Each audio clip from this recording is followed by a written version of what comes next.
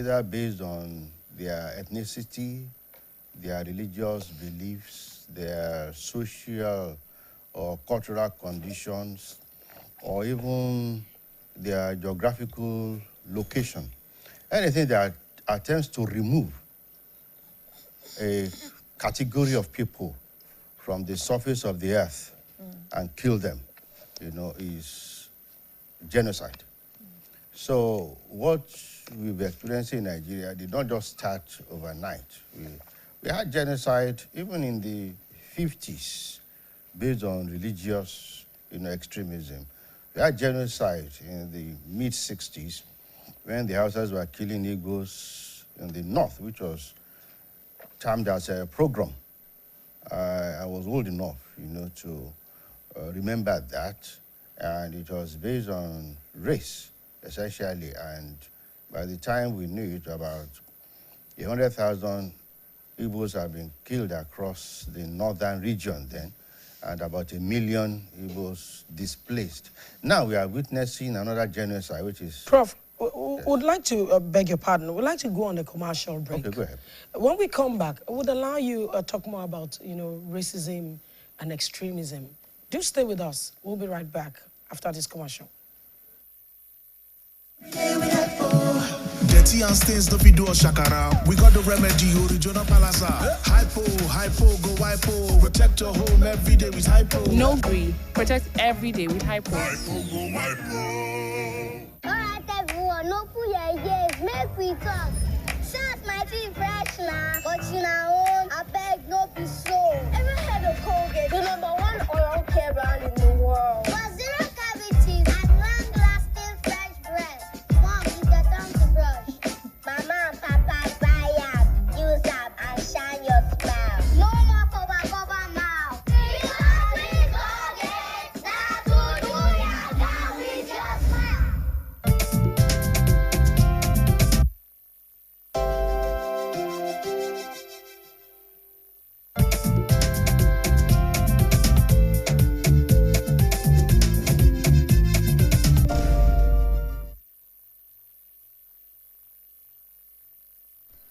All right, welcome back. It's still Saturday special. And of course, we have our guests in the studio, Professor Soji Adejumo, who is a social commentator. And we also have Comrade Emmanuel Ogundiro, who is a public affairs analyst. And of course, the conversation is already on Trump's genocide allegation amidst rising security challenges. Before we went on that break, of course, Professor Soji Adejumo was talking about racism, attempts to wipe out Igbos from the North Nigeria at some point, during some crisis. Prof, let me allow you, complete your talk. Yes, I was talking about the history of genocide in Nigeria, just within the Nigerian context, that we had it in the 50s, religious, we had it in the 60s, which was on race, on tribe, Igbos versus Hausas. Now we are having it now as targeted extermination of Christians and also some Muslims in their own code, without proper Islamic identification, which is very strange. So it seems as if some set of ideologically, oriented Muslims not only want to eliminate Christians, they also want to eliminate Muslims that don't fall in line with their own orientation and create their own special Islamic So would you say what we're facing is purely in Nigeria, genocide against Christians, or is just genocide? I would just call it genocide because Muslims still have been targeted, more of Christians, and also terrorism. That is another, franchise of, what is on the ground. I think perhaps started as terrorism, and then it took leverage, and then the opportunity came to impose religious, violence into it. And I would say, talking of terrorism, that's another, conversation we would be having. But before we go on to that, let's bring in Comrade Ogundiran in this conversation, talking of genocide against Christians, and of course, looking at the rising insecurity we have in Nigeria. Few days ago, I was listening to the Benue State Governor saying that there is no form of genocide in his state. This is a state where a few months ago, over 200 people were killed overnight in a particular community. This is a state where some communities are being sacked. I mean, some people have been sacked from their communities, and, the state government has still not been able to do anything about it. What exactly can we say about genocide in Nigeria? Is the ruling elite versus the ruled. You cannot rule out sabotage. You cannot say the killings were not intentional. And when killing is going on by the right, and the security is looking to the left, what do you call that? So, the way it is now, you cannot absorb the ruling elites. Unfortunately, they are not being affected. The day a senator, a governor, or a House of Assembly member in the state or whatever, or his family will be touched, that will be when, you see, when they kidnap a senator or whatever, he will come back alive. A Nigerian brigadier general was ambushed. He was about to be, when he was not revealing his location, he was safe. Until he started sharing his location, what happened? He was captured by the enemy and killed like a ram.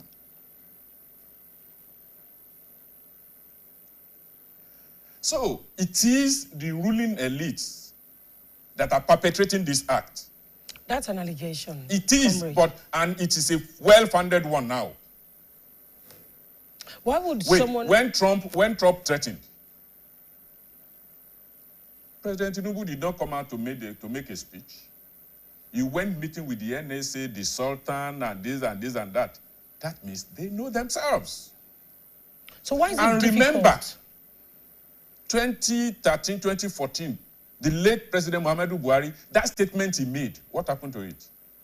But as gullible as Nigerians were, they still went ahead and voted for him to become their president. What statement did he make? That they will make the country ungovernable for the then former president, Goodluck Jonathan. It was after that the whole thing burst, just like that. But there had been terrorism in the northern Terrorism Nigeria before is then. different from what we are now facing. So what are we facing? You are seeing it. Prof has been talking about it. It's nothing more than genocide. Look, if you don't know what is happening, get your people. I was just coming. A guy, a friend of mine that used to be in the Kwara-Kogi border, coming down to Lagoon here and take red oil down there, is back in his hometown at Igboho. Why? He said that area is no-go. No-go area. And we are happy a little bit in Oyo State. They wanted to come in through the Igboho-Kishi axis. But thank God for our local security and the military.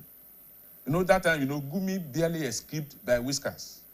So they cannot do that again. They wanted to come into the south through Ekiti State, Kwara, Kogi, Kwara, Ekiti. And look at what they do. If you read well, if you have people, once they conquer, they put one of their local people there.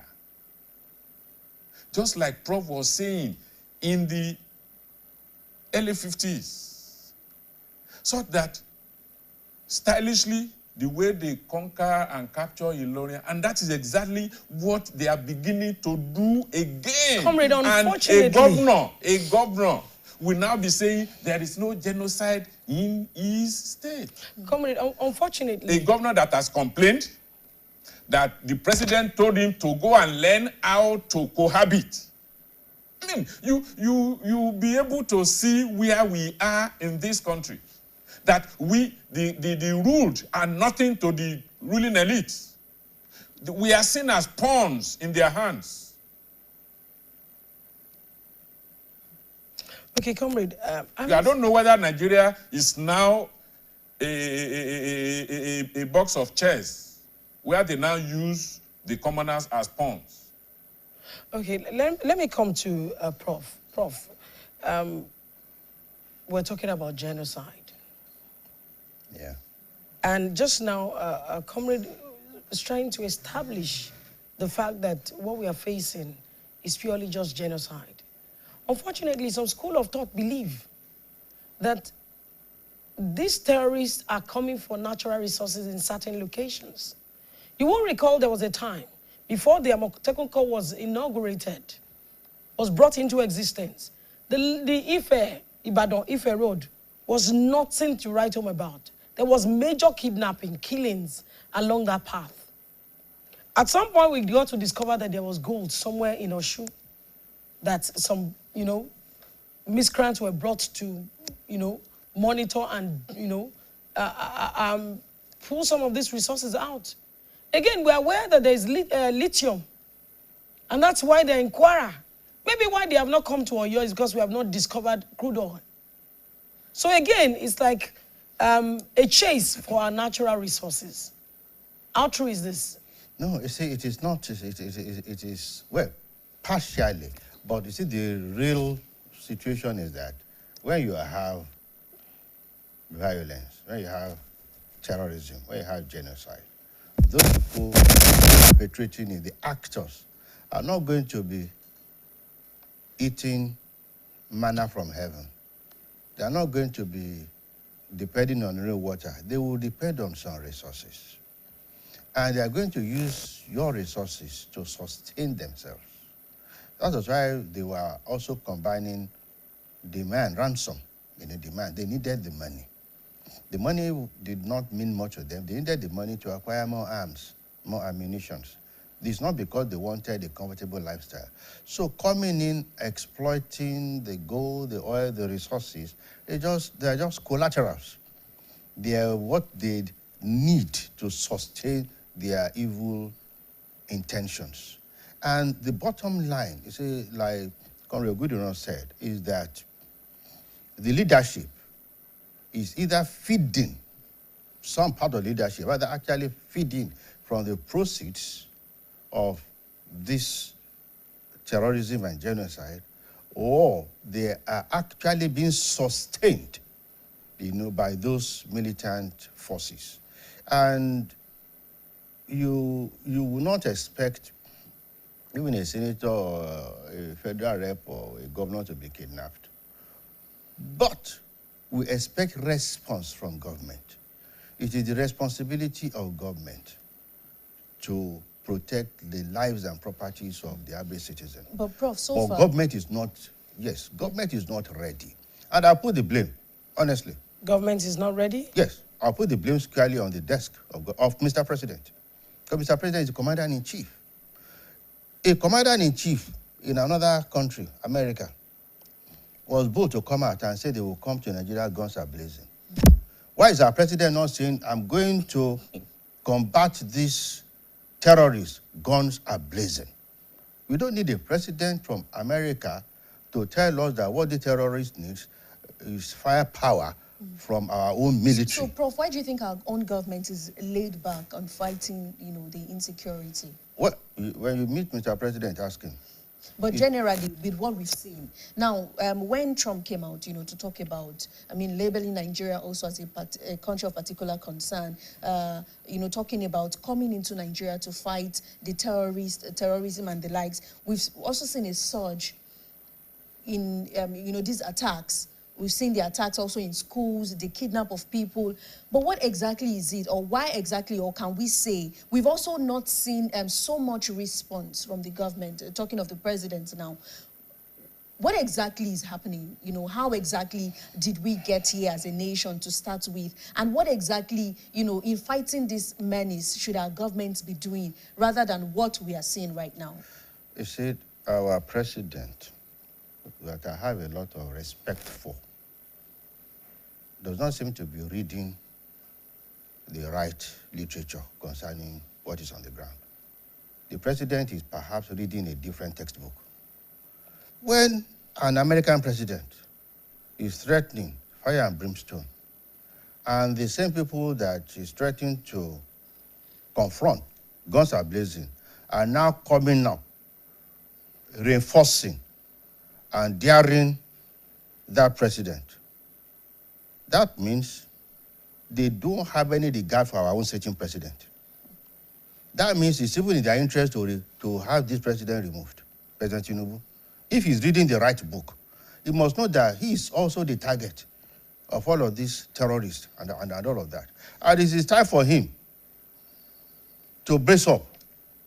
I believe, it's at my age, there is no point, hiding behind anything.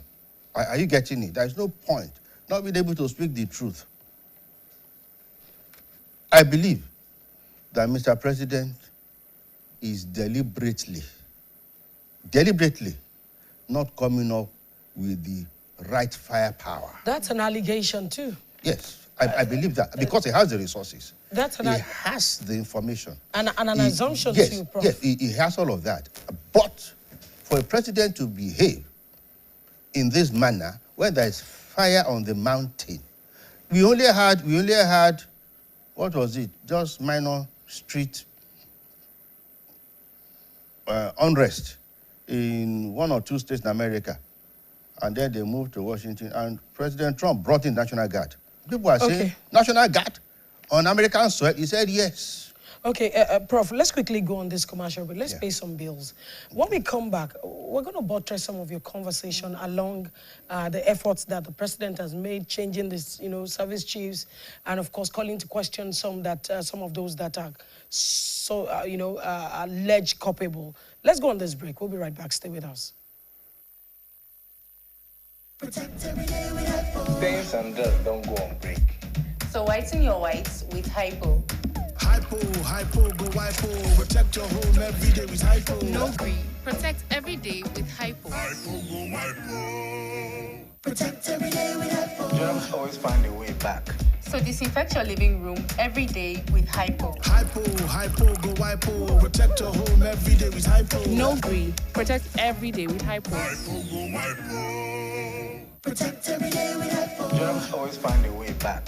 So disinfect your living room every day with Hypo. Hypo, go hypo. Protect your home every day with hypo. No green. Protect every day with Hypo. Hypo, go hypo. Alright, everyone, no put your ears, make we talk. Shout my teeth fresh now, but I beg no be so. Ever heard of Colgate, the #1 oral care brand in the world? For zero cavities and long-lasting fresh breath. Mom, it's your time to brush. Mama and Papa buy up, use up, and shine your smile. No more cover mouth. Because we Colgate, that's what do ya got with your smile.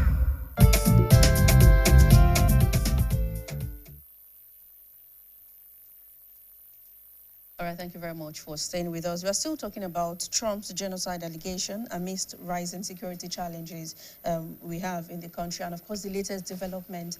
Before we went on that break, Prof was talking about the president not doing enough as much as he should, as the chief commander, of the armed forces. But let's take it to Comrade now. Jadesola was talking about, we had a few weeks ago, we had this coup scare. There were rumors of coup, the change in service chiefs and the likes. But even after the change in service chiefs, we've seen a surge in these attacks in Nigeria. What exactly is happening? Are we going to say, the service chiefs are not living or they are not working as much as they should, considering the fact that some of these service chiefs also, their states have also been attacked in recent times? The military, whether the Navy, the Air Force, or the Nigerian Army, people are pointing fingers at them.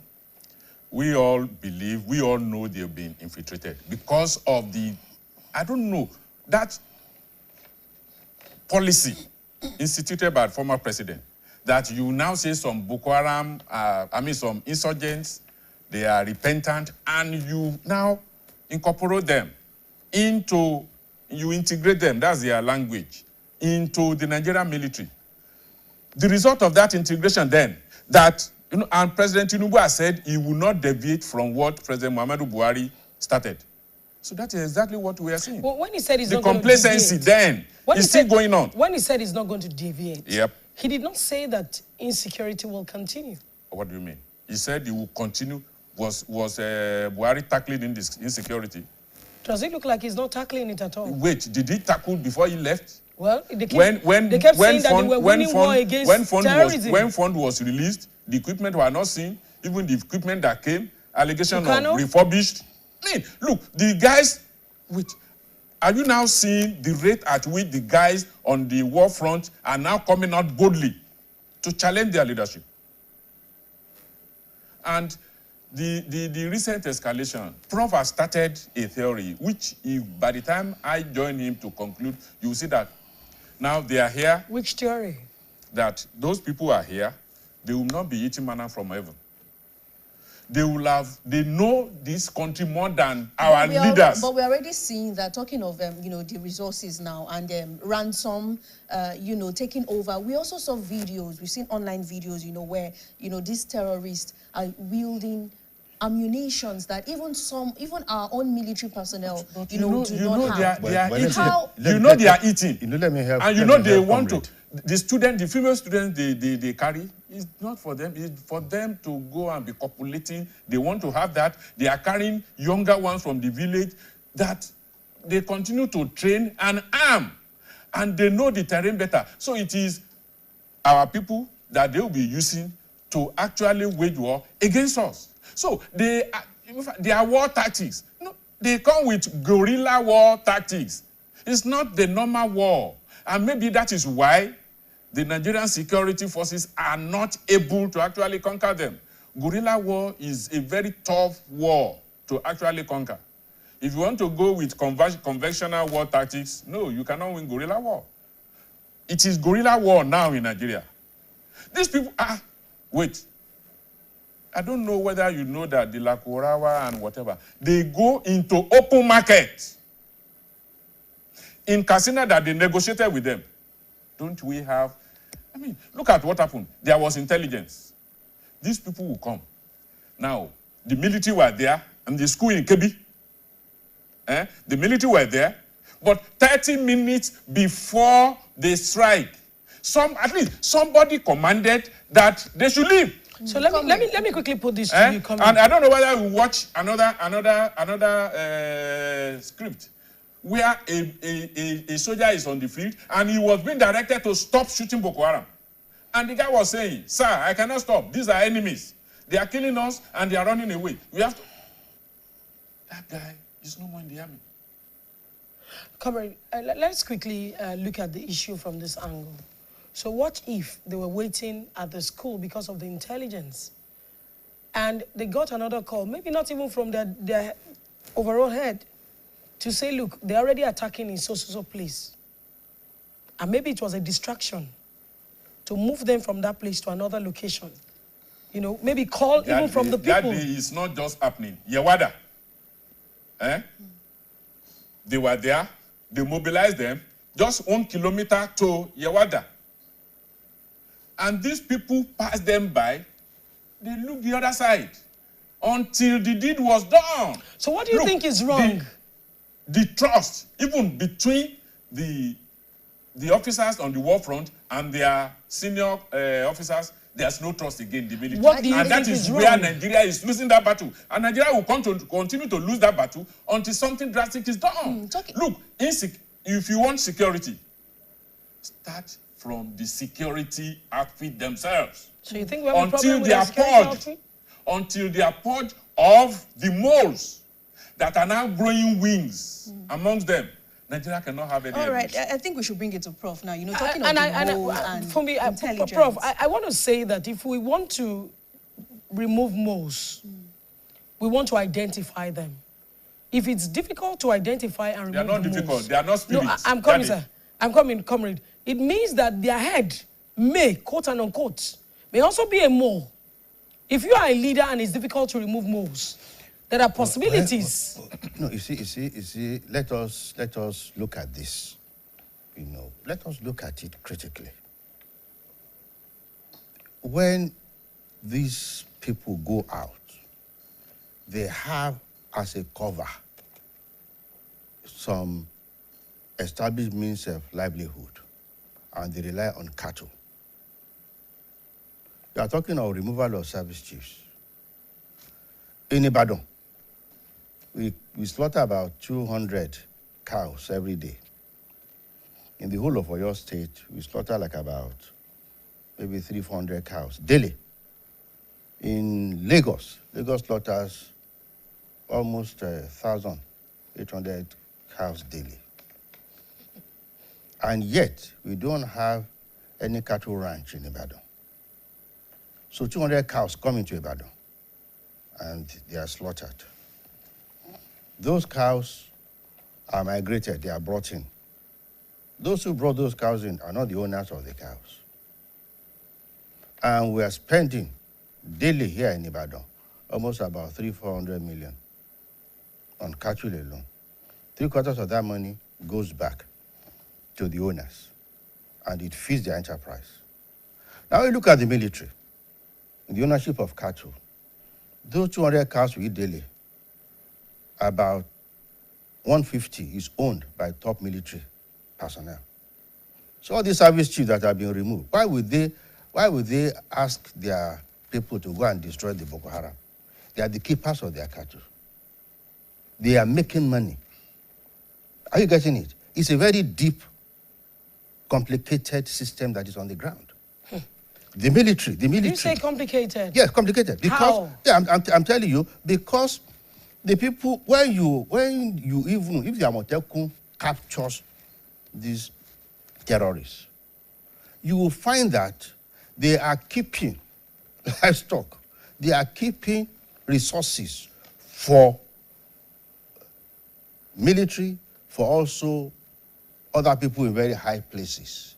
So inevitably, they will be released. And that is why I said that Mr. President is aware. He cannot in any way. If I am aware of information like this, which is not sent to me in code, is not sent to me, I getting it, in a different format. These are intelligence information. And I believe that unless we want to deceive ourselves, only those who have experienced the effects of this evil can really appreciate what Nigeria is passing through. Yeah. I'll give an example. I have a colleague, a professor, who was my classmate from undergraduate to the PhD. We both graduated, we both got our PhD degrees in 1983. You can imagine, 1983, both of us, we got our PhDs. And he was only involved in academic work. I have been in and out. So I could say, well, I have been in government, I've been in other places, but he had always been within the four walls of the university. And he became vice chancellor twice in two separate universities. On his last day of service, coming back to his main university in Akure, he had just finished serving as vice chancellor of University of Africa in Bayelsa, in Yenagua. While returning to Akure, he met these kidnappers near Owo, and they dehumanized him. And when they learned that he was a Christian, they were defecating on him, while, and beating him and letting his cries be heard on the phone by his wife. They were also psychologically dehumanizing the wife. When he was eventually ransomed, everything that he had saved money for about 38 years of service, including the vehicle they gave him as a gift from Bayelsa, was sold to ransom him. When I went to visit him, he was already paralyzed from the beating. He told me that all those Fulani boys could not have been older than 25. Somebody who got a pay in 1983. He did not recover from that stroke. He died. Now, Prof, now ending where you just landed. No, sorry. Let me buttress one thing.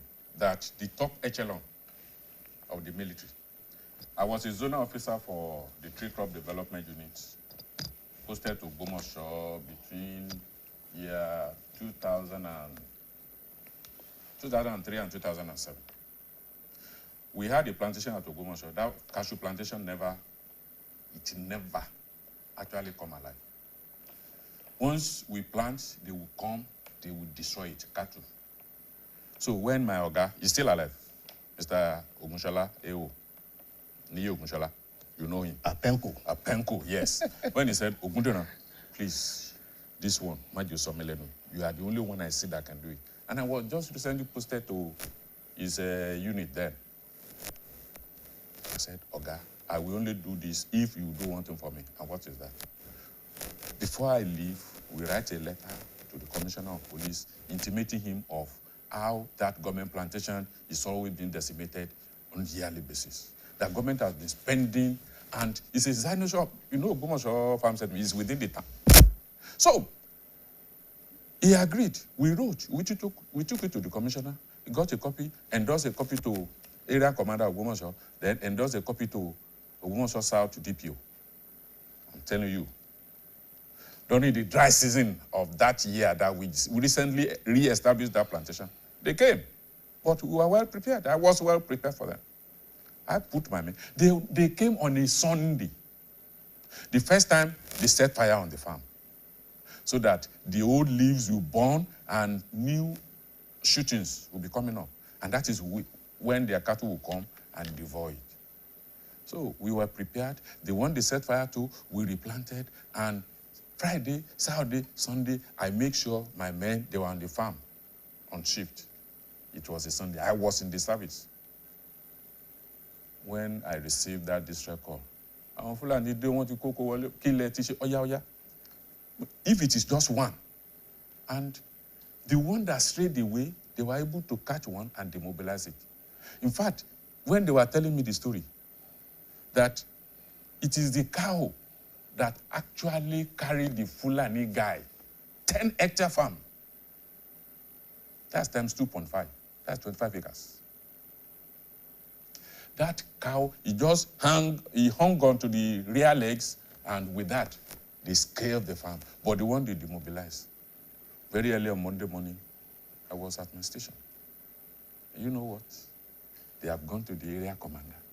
He showed them the letter from the Honorable Commissioner of Police. We went to the DPO. They called a meeting, general meeting. The DPO also showed the same letter. And my findings, the cattle that was under the guidance of the late IGP, Adeusi, belonged to the late President Muhammadu Buhari. Now, I mean, based on what you've just And that said, is what you have. When you now go, anything happen, they call the arms of our people and they will release them later, paying them token. Based on what you just said, you know, what you just No, just to and corroborate what and Prof also I just said. Prof's story, unfortunately, you know, your friend had to go through that horrible experience. Just also as Comrade said, you know, the people in high places are the ones, you know, owning some of these. We also realize that sometimes people do not also want to speak up. People do not want to fish out. Comrade mentioned the issue of Lakurawa earlier. Initially, when Lakurawa got into the northwest, the people invited Lakurawa, you know, in. And eventually, when they became a menace to them, they couldn't send them out anymore. These terrorists are living within the people. Now, it feels like at this point, we need to start fighting back. We need to start pushing. But how would the people push? How should the people begin to fight back? Because it feels also like the government is not doing as much as we expect them to do. What should the people start doing? Yes, you know, I was tracing the genesis, the origin. And I said it started as terrorism. They had the Boko Haram. And suddenly, we now got ISWAP. And when ISWAP came, that Islamic State for West African province, their own mandate is Islamize whatever territory you are in. And that brought in targeted genocide. That's now where we are. And that's where we have genocide of Christians. And there's a scenario that we may not be aware of. If ISWAP takes control of any territory, the people they wipe out are Christians. And as long as you decimate Christian population, you reduce procreation. I'm a reproductive physiologist. That's my training. And I know that you don't have increase in numbers without procreation. So if the Christians' population is reduced, they are dislocated, there are no marriages anymore, the men are being systematically killed, the women that are taken away are forced into forced marriages with these Islamic people, the offspring will become Muslims. At the end of the day, in 30, 35 years, they will have reduced Christian population, maybe by about 30%, and increase Muslim population. And that will give them the effrontery to ask for Nigeria to be established now as an Islamic state. Okay. Now, and that must not be allowed to happen. And the only way that can be checked now is for the president to take heed of what Trump is saying. Okay, Comrade Emmanuel Ogundiro, I'd like to ask you, so are we saying, on that note where Prof ended it, that Trump calling for, you know, support to Nigeria to fight terrorism, are we saying it is the right step in the right direction? I hope we heard Trump's statement. What was the statement? He said, America cannot stand and be watching Christian genocide. You see, and our politicians, look at the way they twisted it, as if Trump is coming for the Muslims. No. No, I interviewed, now I've talked to 2, 3 top Islamic clerics. Now, your people are saying, why should people be shouting Christian genocide? Are Christians the only one being killed? Muslims are also being killed. I said, but it is the Christian. It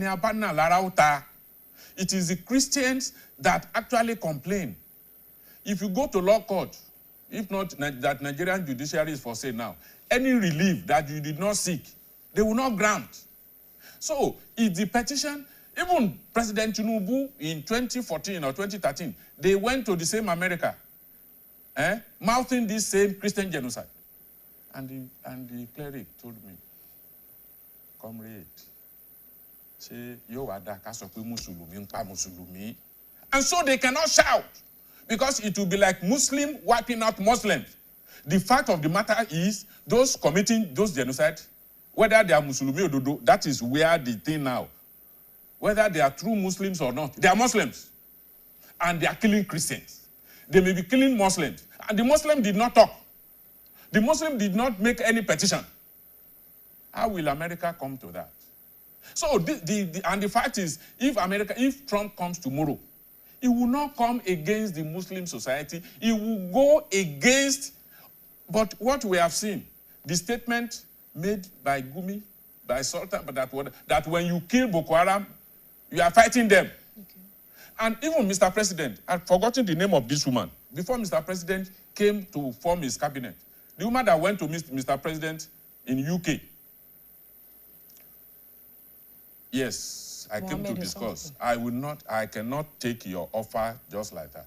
What do you have for us in the north, especially security-wise? And we all read it, what they claim Mr. President said. He has not come out to deny that. He's behaving true to type to that. That, look, I cannot fight insecurity.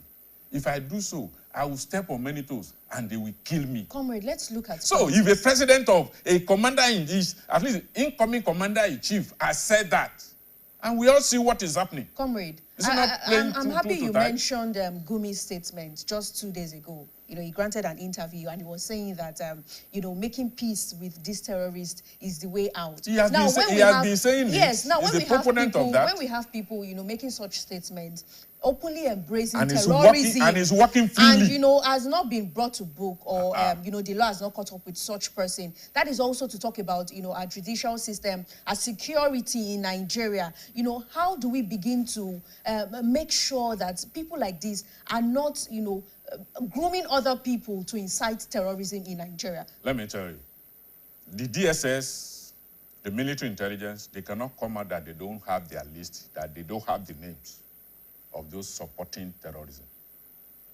Do they have the willpower to act? No. Do they have the authority to act from above? No. And that is why we are like this. And if it continues like that, sure, we know that sponsors of these insurgents, some of them are in the Senate, some of them are in the executive, some of them are in the judiciary. They're almost everywhere. And that is why it is becoming, and that's where former head of state statement, Abacha, comes to light. That if insurgents last more than 24 hours, then complicity Prof, I want you to of people take in it. governance. I want you to there. take it from there. Let's look at the political angle now. You know, there's been talk of, because it's a Muslim, you know, ticket, Muslim combination, and that's why we're having this surge, and talking of Christian genocide, and that's why the government have not really been able to do anything about it. Do you think that's true? You are almost, I will almost call you a witch. Because I was going to talk about the Muslim ticket, and you just brought it out. You see, but before then, let me share a very funny story. When I was in government, I won't say which government, but some of us know. I was in that government, and in this Oyo state, and we saw certain things that had gone wrong before we came into office. And the head of the government, I won't say whether it's civilian government or a military administrator. Don't worry, we understand. Yes. No, set up a panel, of which I was a member, of which late Chief T.A. Akinyele was chairman, to find out, you know, what happened. And we saw that one person was being used from the federal side externally, and he was responsible for the problems we had on the ground. And we said we'll go after him. And so I went to meet the head of the government, and I said, we realized that it is this individual. So give us the power to approach the Inspector General of Police. Then it was the, I think, SSS or NSO, and have him apprehended and brought to Oyo State. And the head of government said, sorry, I will not allow you to do that. But you set us up. I said, but you set us up, and these are findings. I said, okay, if you don't, then we'll go behind you and we'll take action. He said, then I will stop you. Then somebody, a civil servant, who was secretary to the cabinet, now, and they were also secretary to our committee, now called me aside and said, Doctor, I was the professor then. He said, this person you are talking about has been in the government house for the past 4 or 5 days as the guest of the person who set us up. When I said, Kilo Jele, he said, so the person you say you want to set up IGP, SSS, to go and arrest, is drinking wine and eating, you know, chicken, using your resources too to feed, and some other collateral are there to entertain him. Okay. That was where the whole, that is the story of Nigeria. And sir, it has not changed. That is Nigeria. That is Nigeria for you. Now, we love President Tinubu. Are you getting it? Because he's a man of courage. I've interacted with him, you know, personally. We sat down in 2017 in his house in Bodilon to talk about these issues when Buhari was president. We had a meeting. I was the last person to speak at that meeting. He actually asked me to speak last. So it's not as if he's not aware. And because of the courage that we know he has, when he brought up a Muslim ticket, we gave him the full support. Now that support, he has not earned it. I remember the APC. Are you getting it? But it's not you see, when you're talking about life and death, you put your personal interest aside. You look at the people, because we all answer to the call of the Creator at one point or the other. So you must speak our conscience. Can we ask the conscience of all these people who have been killed to join this conversation, will they be praising this present regime? You can't ask their souls to join this conversation. So what I'm saying is, coming out to your Muslim, we took that Muslim ticket as a panacea for peace, for progress, for advancement of democracy. So how did you feel when you learned But each time we did it, President... each time we did it, we ended up worse than when we started. I was in the SDP. We had Abela and Kingibe, Muslim. We embraced it. We gave that ticket our full trust, our confidence. He earned us the wrath of Abacha, all the rubbish that came after. Okay. We started another one, second time. Prof, please, while you're on air... We may not be so favorably disposed to a third time. Okay, Prof, while you're speaking, we would also appeal that words like rubbish, it's a live program, are not used. But having said that, Prof, I'd like to bring this on. Muslim ticket that you have mentioned. Yeah. The APC agenda. Now that it's been mentioned in public space that the Vice President is one of those that are behind terrorism in Nigeria, how do you feel in your party? How do you feel as an individual? What do you think the federal government of this nation, what do you think it should have done? You see, my sister, the Vice President is inconsequential. Why? Why do you say this conversation? So? Why? In America, in everywhere, where you have a vice, where you have a deputy, they're inconsequential. The buck stops on the desk of the CEO. No, he's been accused. I'm coming. On the desk of the CEO. If, when Ambassador had his problems with Atiku, he knew how to deal with it. When a governor has a problem with his deputy, they know how to deal with it. Okay, let's go on this commercial break, Prof. Yes. When we come back, Prof, we're going to take more of your thoughts along this line, and then we'll take other issues on. Please stay with us. We'll go on a break. Are you passionate about securing a promising future for children and contributing to quality education? Then join forces with us, Oyo State citizens, philanthropists, alumni associations, esteemed companies, and distinguished individuals that home and abroad under the leadership of His Excellency, Governor Seyi Makinde. The Oyo State government has taken measures to ensure that every child has access to quality education. With the Oyo State Education Trust Fund, we provided textbooks, constructed and renovated school buildings, among others, but we can't do it alone. Be part of this giant stride through contributions in various forms. For more information and clarification, please call 0818-194-7496 or 0706-943-8519. This message is from the Oyo State Education Trust Fund under the leadership of its chairman, Barrister Rahman Abiodun Abdurrahim.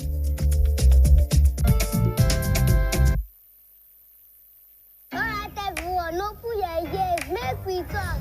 Shout my teeth fresh now, but I beg no be so. Ever heard of Colgate, the #1 oral care brand in the world? For zero cavities and long-lasting fresh breath. Mom, it's your time to brush.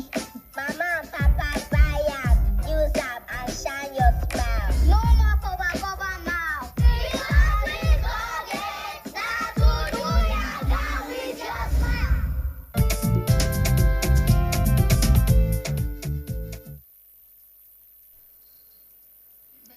Very much for staying with us. Still talking about Trump's genocide allegation amidst the rising security challenges we have in Nigeria. I want to put it to Comrade now. We're talking about Muslim ticket, and Prof has learned Jijadesola, spoken extensively about that and how it never really benefited Nigerians. Even talking of the military era back to the Biola and Kingibe, tickets, and now we have Tinubu and Shetima, and there's been a lot of outcry saying if we did not allow the Muslim tickets, it probably wouldn't have gotten this worse. What's your take on that? Thank God, Prof is a politician. I am not, and I have no pity for any politician or any political party. What we wanted is good governance. Unfortunately, none of them, so far, they have been able to offer us. And that's why Nigeria is going this way. Are you saying good governance is not coming generally? It has not been coming. We have been unfortunate with the leaders that we do go to elect. And it is because of this platform. You have to be, if the platform brings you an Asiwi, you have to go there. So if you have an Asiwi and an Asiwiri, you have to just pick one of them. You wouldn't want to use Doctor, please, comrade, words. please. Okay, at least if you have, no matter the type, it is what the platform throws up that people will have to just pick one of them. And then you'll be managing them till the tenure. What are those people in the house doing? But because it's favoring them, allow independent candidacy. No. Let us have referendum inserted in our constitution. No. A lot of things that we have demanded. And this constitution that they say we, the people, I say it anywhere. No, when something starts on a lie, then you have to be piling up so many lies to cover the initial lies. I don't know whether Prof was among those that wrote the constitution they gave to President Obasanjo. No, I was a member of the 1988-89 Constituent Assembly. You just knew that Prof would be part of one. But the constitution we wrote, the constitution we wrote was crafted by Abacha. That was it. But even that constitution, Babangida had to come to Abuja to come and excise 4 critical clauses. So, what I was saying is, what is happening now is, as a Prof was tracing the result. The Muslim ticket in a secular state, should it be allowed? When it is education, they will say quota system. Abi, you now have educationally advantage, educationally disadvantage. When it is job employment, they will use the same thing.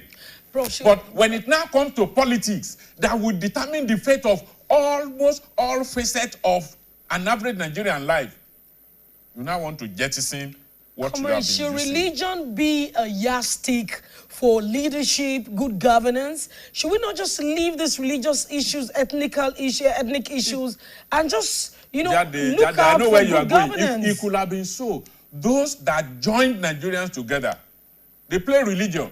How? They played ethnicity. How? When the Southern Nigeria was ready to go, almost fully Christian, high percentage Christian, and the Northern Nigeria that is high percentage Muslim, they were not ready. What happened? You know how the delay was. You know how power was transiently given to them. And it was religion and ethnicity. If they give us the control that they had indirectly by proxy then, they may not have it. The Awolowos, the Azikiwes, the Enahoros, they know they will not allow them. So, and you can now see where religion, thank God for highly enlightened clerics amongst the Muslim sect now. In those days, I'm very sorry to say, parochialism was more. Comrade, sorry, let me quickly read this for me. Kaduna-based cleric Sheikh Ahmad Gumi has said the headsmen are killing Christians in retaliation for attack launched against them by Christian communities. Mr. Gumi, a self-appointed advocate for bandits and killer headsmen, had made the statement in a post on his Facebook page, on Thursday. He said, and I quote, "The Christian at fault lines in war with herdsmen do also attack and counterattack. They kill and they are also killed. We regret all loss of lives. Don't talk of Tafa Balewa, Yawan Shadam, Kafancha, Zagon Kafa, Kaduna crisis, and so on," Gumi said. The cleric added that there is no Christian genocide. "I was in Kano, Lagos, and Ibadan. In the last 2 days, Christians are going about their businesses. They are in power, economy, and security outfit." The cleric warned against foreign intervention to combat insecurity. I leave you to speak. Mr. Gumi is a clear and present danger to Nigerian stability. That Mr. Gumi. What should be done to him? Oh, no. You see, what did Saudi Arabia do to him? You see. What did they do to him? They extradited him. You see, the state from Saudi Arabia. Yes.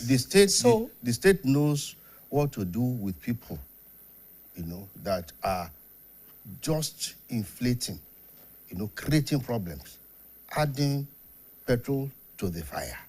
And Mr. Gumi should not even be walking, around free. You see, in South here, we, Muslims, Christians, we are intertwined. We are members of the same family. We will not allow any Muslim to be in any way marginalized. We will not allow any Christian in any way to be victimized because we are members of the same family. We don't want them coming here to pollute, our peace. That is the bottom line. Say he's coming to Oyo, Kano. What is it? Lagos. What's his business? Sir, he has business. But what he's coming to do is to continue to propagate what they have been trying to do. He's a jihadist, pure and simple. And when we are talking of Muslim ticket, it's not because we trusted that, it's the Muslim. We wanted peace. We wanted, for instance, all the other parties didn't have Muslim ticket. Labour didn't have Muslim. PDP didn't have Muslim. So we had choices. But people felt, look, we have a president who we believe will deliver. My party believes fully in him. And we felt for religious consideration, it was more religious consideration, that a Muslim ticket will garner enough votes from the north to be able to give us, that. Yes, please let me come in. That is where the politicians, they are killing us. So it's political. That is where they are killing us. And we are not it is all about votes and votes. Yeah, it was votes. I will agree. And the import of their vote is what we are facing. A Shetima behind the Tinubu.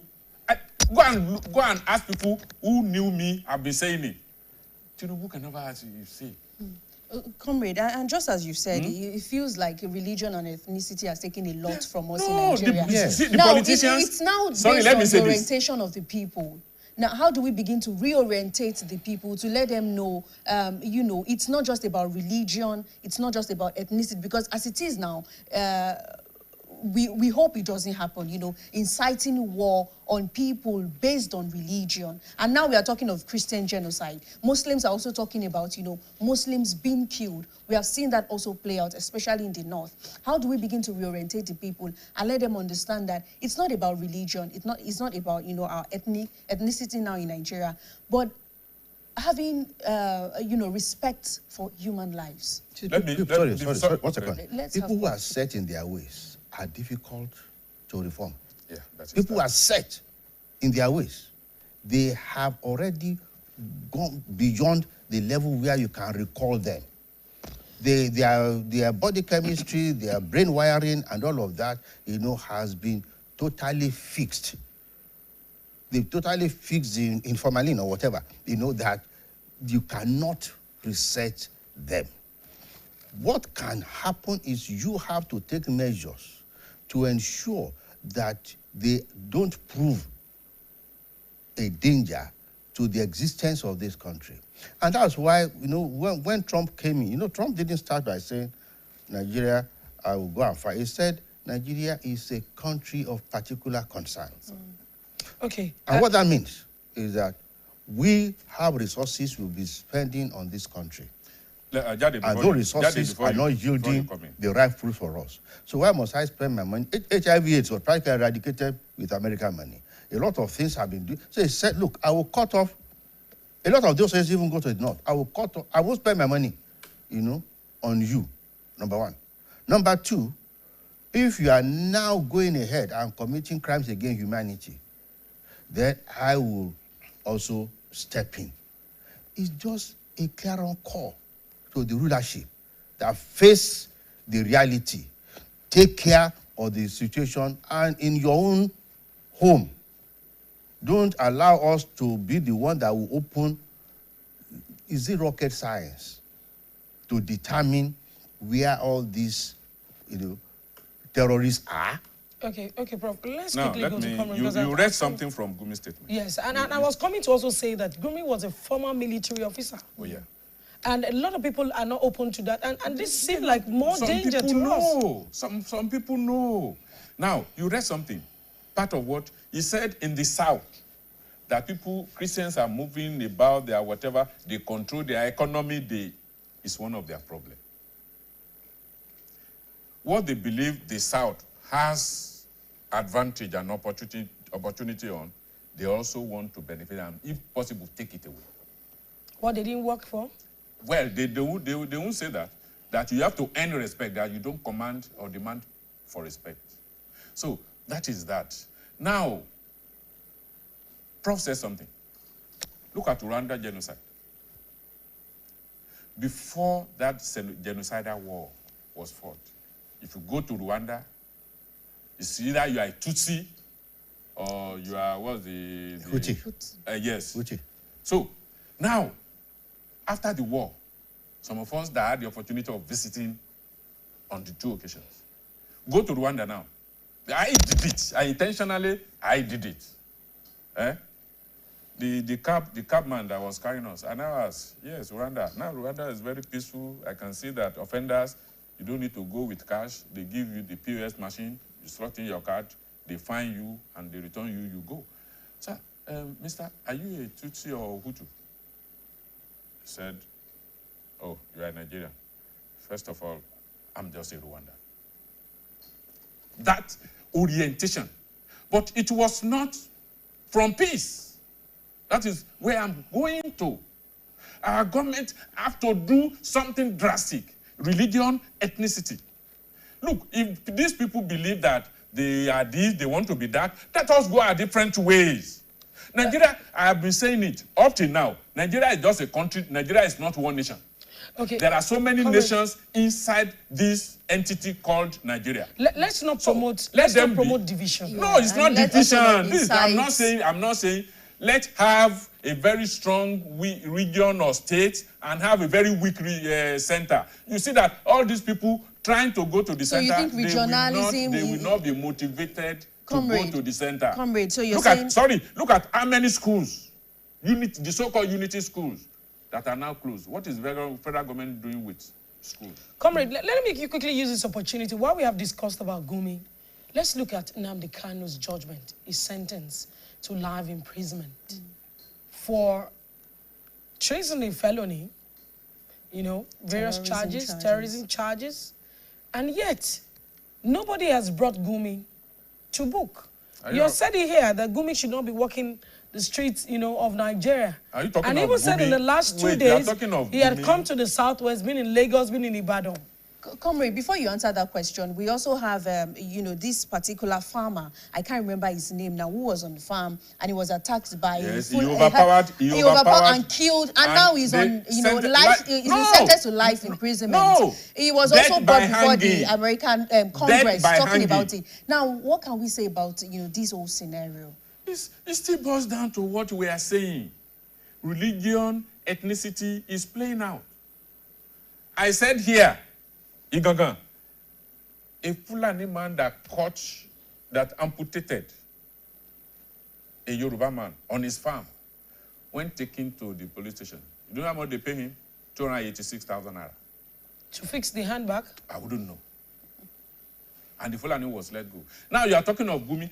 Boko Haram commanders who said they have had a change of mind being put into Nigerian military. Why are they being protected? Let's have Prof. Let's have Prof. They went for training. They say they are now to be rehabilitated. And in rehabilitating them, it is the Nigerian military. And you are now wondering how the Nigerian military became what it is. So what went wrong? Those in the Niger Delta region. You see, I said something. Maybe they used a sledgehammer to kill an ant. You know, Nnamdi Kanu, instead of separatism, whatever, he's supposed to be tried on the separatism laws or whatever. They use terrorism to try him. They have just opened a ground for the man to appeal. And you heard him saying, let Omotoso show me the law. This man was first, was he extradited or kidnapped from Kenya? Was kidnapped. The Nigerian system is not supposed to... You are talking about protection. I mean, it feels like our government is amnesty. Yes. Yes. No, sorry, sir, before you, and that's what I said. I said the political class, they know what they are doing. Kanu will be free. And if you read today's paper, exactly what some of us said, they want to score a political point. He's now be sentenced. Before he's been sentenced, he cannot be granted amnesty. But now that he's sentenced, he can be pardoned. And you see that maybe before the next election, it will come to... Well, don't count on it. And does that also, drop all the charges? Does that say that once he's pardoned, it won't put off Biafra anymore? Comrade, don't count on it. You see, in politics, that can even be presented before somebody and say, look, if you pardon this person, you will lose our support. That's what the Southeastern governors are saying. Politics can be very, very complicated, But coming back to amnesty for repentant Boko Haramists, you see, it is playing to their own it's an agenda, tune. Prof. And I'll tell you something. Years ago, I had some issues with some security forces. And it was very embarrassing and a bit humiliating. So I had to complain to somebody very high. And the person said, Prof, you see, that is the repercussion of our move years back to rehabilitate. He said, so-called repentant insurgents. Yes, insurgents.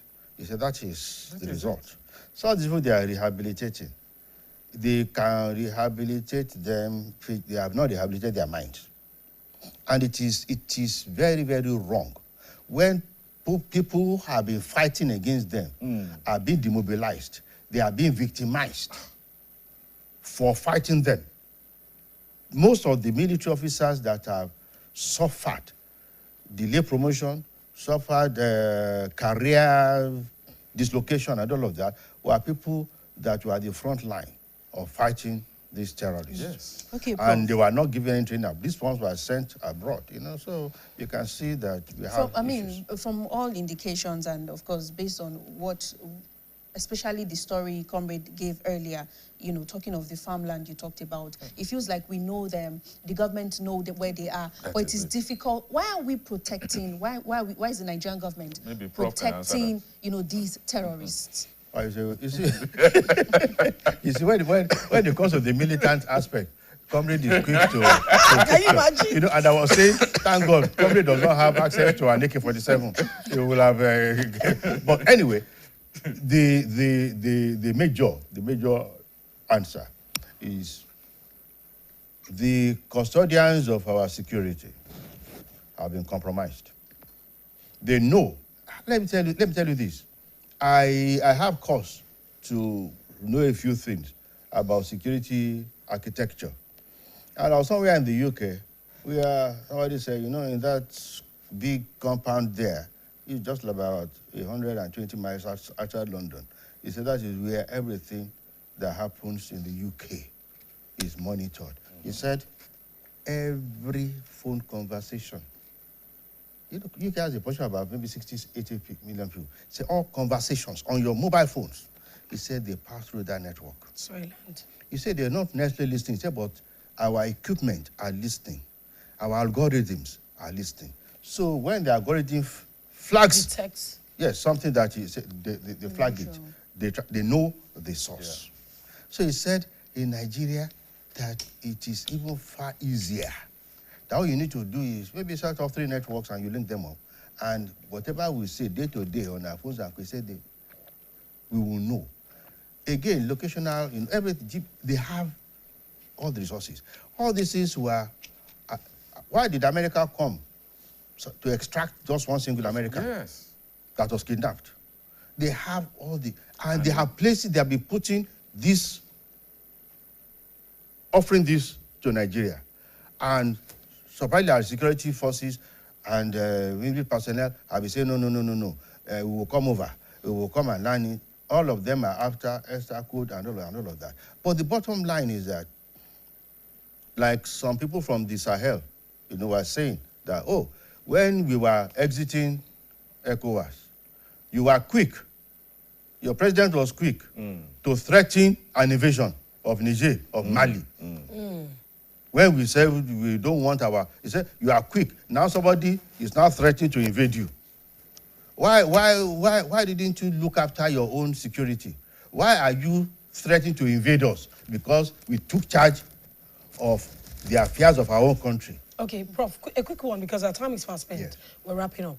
Now, with the trend of forgiveness for bandits, persons found in... De-radicalization. And all of that, don't you think that in the coming days, there will be military takeover in Nigeria? I pray, I hope not. Because we know what the military, have done to the fate of Nigeria. At the same time,